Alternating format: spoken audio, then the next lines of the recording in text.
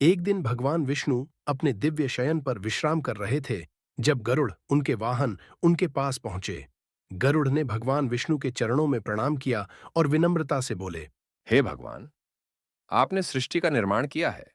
आपने सारा ब्रह्मांड अपनी शक्ति से सजा रखा है। मैं जानना चाहता हूं कि यह सृष्टि कैसे उत्पन्न हुई और मनुष्य जीवन का वास्तविक उद्देश्य क्या है। भगवान विष्णु मुस्कुराए और गरुड़ से बोले। प्रिय गरुड़, तुमने बहुत अच्छा प्रश्न पूछा है। यह सृष्टि परम ब्रह्म से उत्पन्न हुई है। परम ब्रह्म के भीतर ही सब कुछ समाहित है।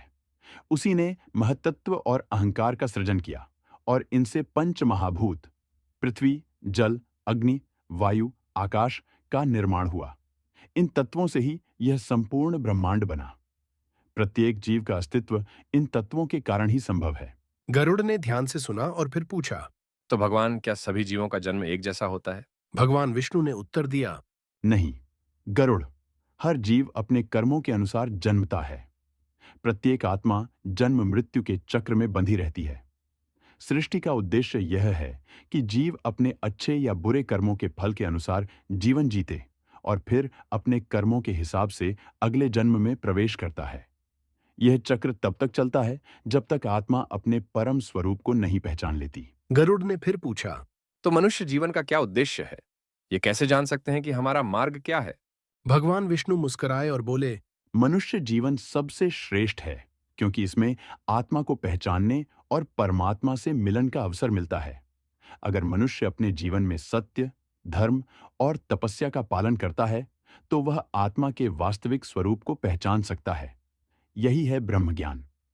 जब आत्मा और परमात्मा का संबंध स्पष्ट हो जाता है तो व्यक्ति अपने जीवन के उद्देश्य को समझता है।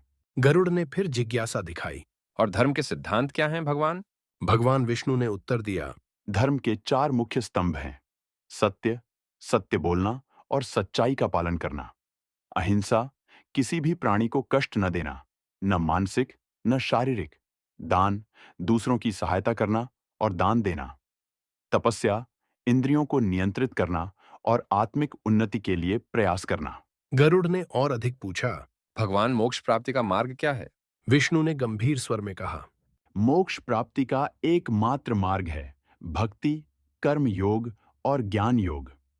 यदि व्यक्ति बिना किसी मोह के अपने कर्म करता है, सत्य और धर्म का पालन करता है और भगवान के प्रति श्रद्धा रखता है, तो वह अंततः आत्मा की मुक्ति प्राप्त कर लेता है।